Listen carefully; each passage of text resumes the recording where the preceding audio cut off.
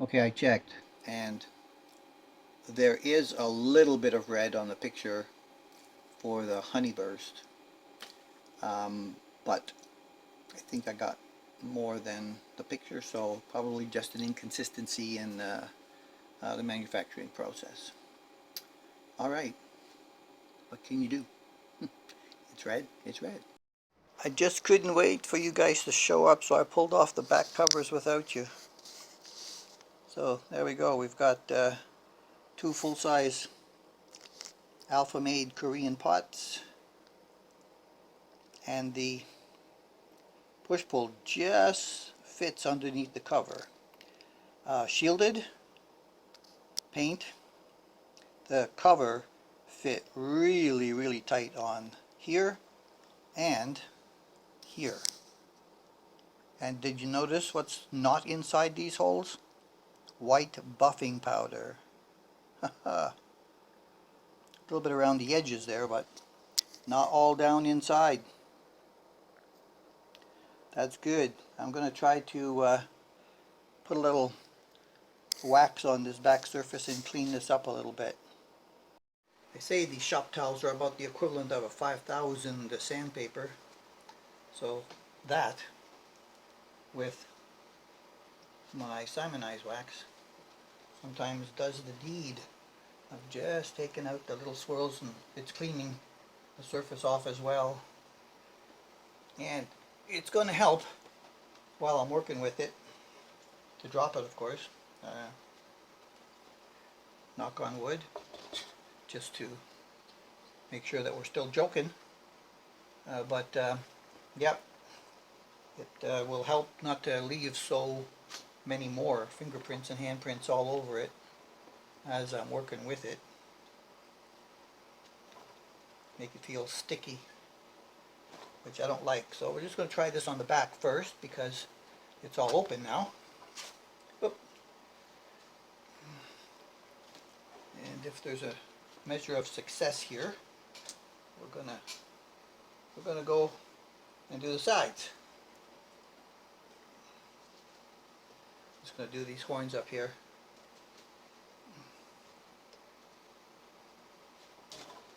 Continue to rub it in.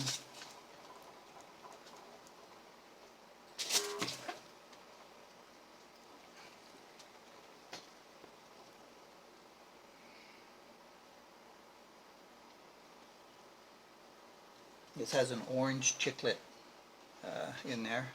I can't see the value from this side. Will when I pull all that out of there. Okay. Oh yeah, I got a little bit of dirt off of it. I'm hoping it's also going to help the back of the neck here.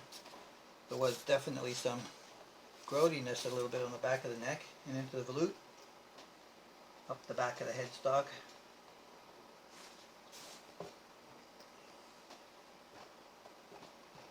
And while I'm here, I'm just going to touch up these buttons because they got my fingerprints and probably other people's fingerprints all over them as well.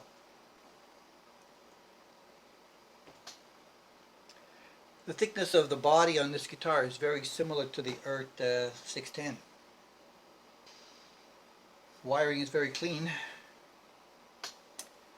You guys can see they're gone. And what happened to oh, there it is, my big starlight overhead. My big starlight overhead.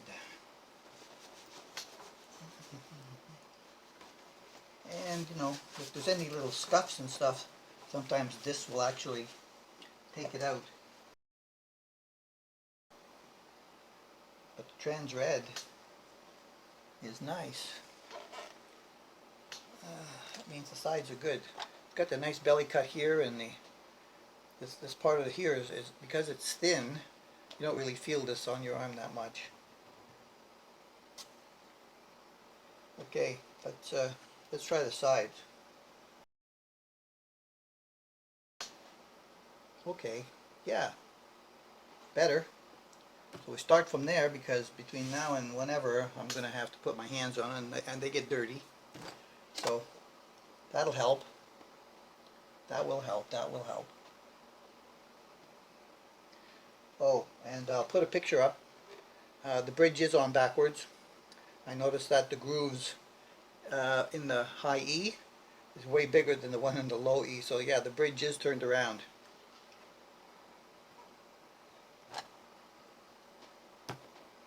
Oh, I also took a picture of the nut from the starting point. I've seen them do a better job on the nut as well. I checked with my gauges, and the treble side is pretty much okay.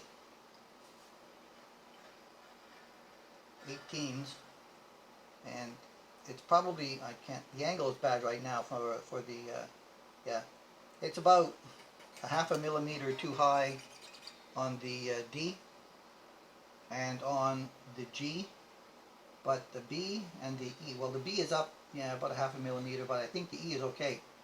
The E itself is okay, so it's only going to be the center 4 that I'm going to have to touch the nut a little bit for up here, which again is out of the shot. Oh, I also took a picture of the inlay here, headstock logo inlay. It looks like it's, you know, it's definitely a fogging under the last poly. And again, whoever did the job, they could probably see that when they were doing the, you know, the spraying, eventually the buffing. So I took a chance on the B stock. Sometimes you get a pretty good one, and sometimes you don't. It's a crapshoot.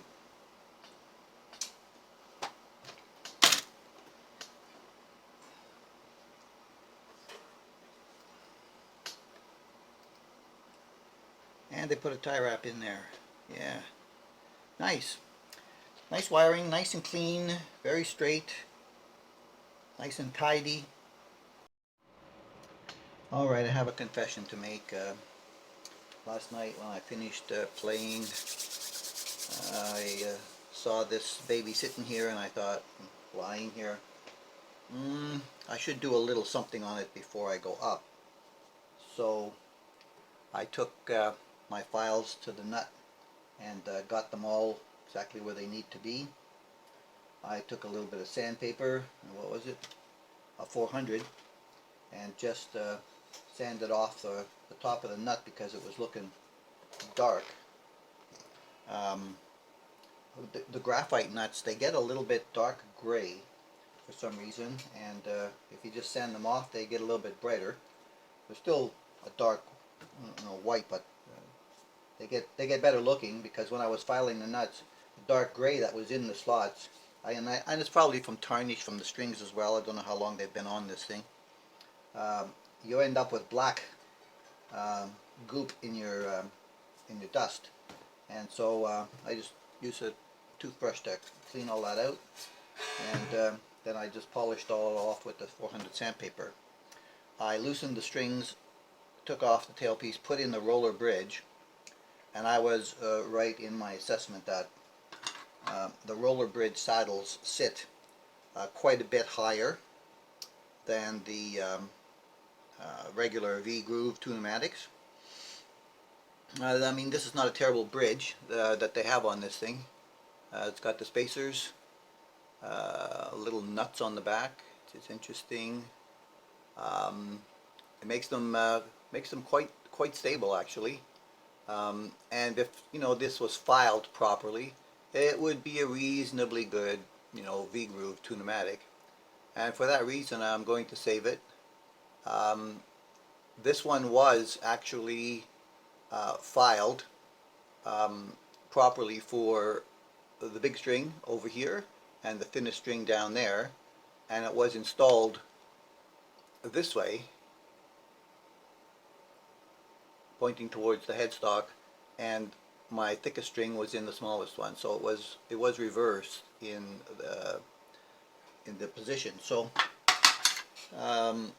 that's one thing I found. And also, every nut on the tuners up top were loose.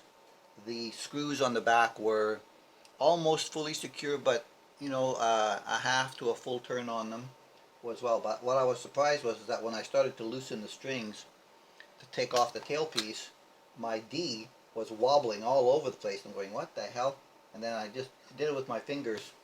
And then this little wrench that Ert gave me was really handy in being able to get in there and just tighten them up. Oh, I see that one was still a little bit off. So this one, yeah, I guess I didn't tighten that one enough. So, alright, so I tuned it. Let's see what she's up to. And my tuner is, it goes to sleep, and then it turns itself off. So a little flat, right on, little flat, little flat, little flat. Woo! Way sharp. Oh yeah, because I just tightened that up. Okay, so let me pause you for a second. I want to show you something that, let me turn this off, that I was sure was going to happen. So there's the strings right near the post. This is as low as the action can get at the moment, and as you can see here, right at where the body meets the, so the bottom of the tape is 4/64, which is my highest I want to be, and you can see that that is like quite a bit over. It's lost focus. Stop focusing on other things. There. So yes, this is a problem, and it's a problem on both sides, of course. Now that one you can't really see that well, but it's not as bad on the other side. I can get down a little bit low. It's almost 4/64 on the other side. So I'm going to need to do what I've done with the other bridges that I've had this issue with, is that I'm going to have to go to my belt sander and take some material off the bottom of the bridge, so I will have a little bit more travel on my screw down here to be able to get my action down, because these roller bridges, they're built a little bit higher, and you know, I'm thinking that the guys who engineer this stuff really should take into account that this happens, that you can't keep the specs of the body the same and have the roller bridge or the rollers on your screws this much higher than the V-grooves available on your Tune-o-matic to be able to get full adjustment of your strings. So basically they should be building the body a little bit thinner so that you have some adjustment capability with this long screw post, and these things you can get them exactly where you want them. Yeah, so that's the story, and so I'm going to loosen this up again, get that out, and see what I can do with it. I'm going to take off, I don't know, a little bit. I'm going to do a measurement with my caliper and then see where I get to. I'm going to need to take off more on this side than that side, and I'm going to keep the screws in the front, I think. So in preparation to take some material off, I got my caliper out and I started measuring the end to see what it was like, and I thought, well, okay, I'm going to measure it across the center of where the post goes, and that gave me 892. I thought, well, let me try the other side. 877. I'm thinking, hold on. And I'm looking at it and I'm saying, yeah, one side is thicker than the other. So I went back to the guitar. I turned it around so that the screws are facing the tailpiece, and it works better in that there's less material on the heavy string side. It allows it to come down that little bit more. It gets it almost into 4/64. It does get 4/64 on the high E. But what I'm going to do, oh, and by the way, I looked up my spec just to be sure, and this is a BM003, as it says on the back. It's BM003. There is another one called BM005. I'll show you that in a second. This is supposed to have a thickness of 9.2 millimeters. 9.2. They don't say it's different for the other side, so you would expect it to be even on both sides. That's the spec sheet. I have tried to get BM005s in the past. I think I got one a long time ago. These are spec'd at, what are they showing? 8.9 millimeters or 0.350 inches. Sorry, Americans, it's just easier to do the measurements in millimeters than fractions of an inch. You know, it's just easier. So 8.9 is easier to understand, and again, they don't show a difference on the other side, so you would expect it to be the same.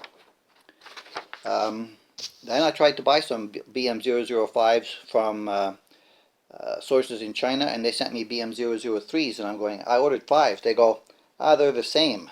So for them there's no difference. They can advertise 5s and they'll send you 3s.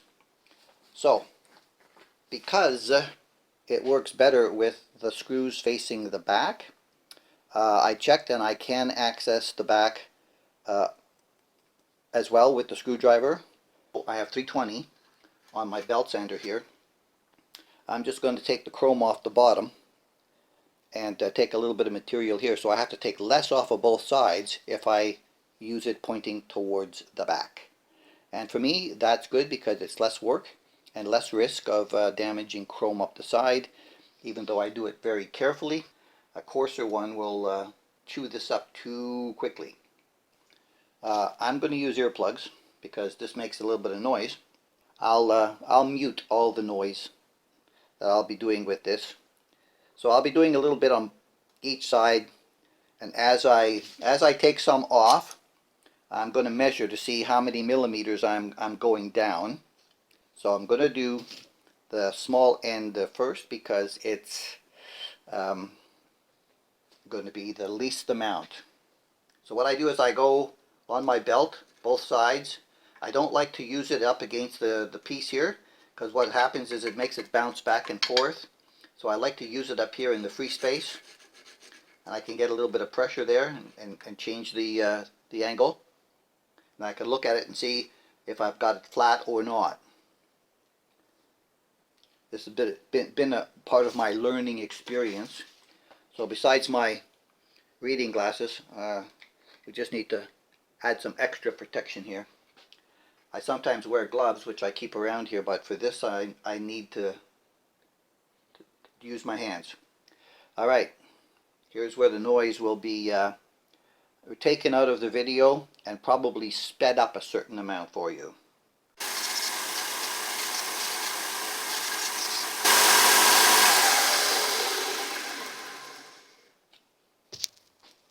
Alrighty then, the high E is now measuring 850, and the low E is measuring 857. So they're almost even on both sides. I see that when I'm looking at it this way, I've got this side virtually flat, and on this side there's a little bit of a hump here, so I need to take off just a little bit in here, because it doesn't matter what it is at the center of the post, because the round piece of the post that sits in here is going to be sitting there as well. So I need that to be a little bit flatter.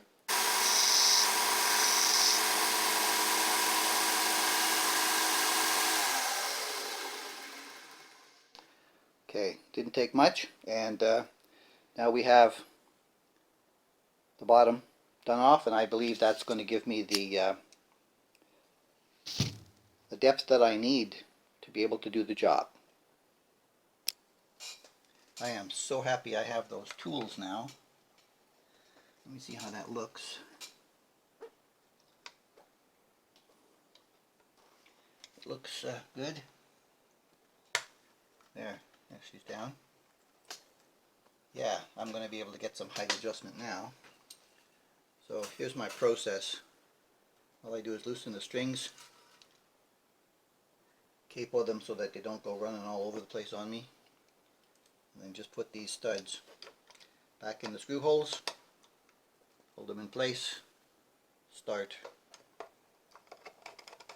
both sides. Be careful with your screws. Make sure you've got a good size width screwdriver to fit in there. The bottom of these slots are concave, and you don't get concave screwdrivers, so gently. And you do a little bit down on one side, a little bit down on the other side, because when they offset, they start to jam up. It's a painful process doing this over and over and over again, but I wanted to make sure that I took off enough material that I wouldn't have to do this any more than maybe one more time. When I change the strings, I'll just take the tailpiece off, but at least I don't have to take the screws out. I did have to tap in both posts last night. They were out just a tiny little bit, and they are secure in the body. Alrighty. I'm going to need that all the way down to be able to get access to these screws. Oh yeah, I can get in there with my longy screwdriver. That's the one I use for that, and I will need to use it. Now if I don't break any of these strings before I'm done, I'll be able to use them to set the intonation on the bridge as well. Okay, so I'm going to start it off up a little bit, because now I've taken it down and I don't want all the strings to just be grinding out on the frets. So I'm going to make it a little bit up higher. I can always just then take it down. Alright, we stick the plug in the hole, turn on Amazon Basics.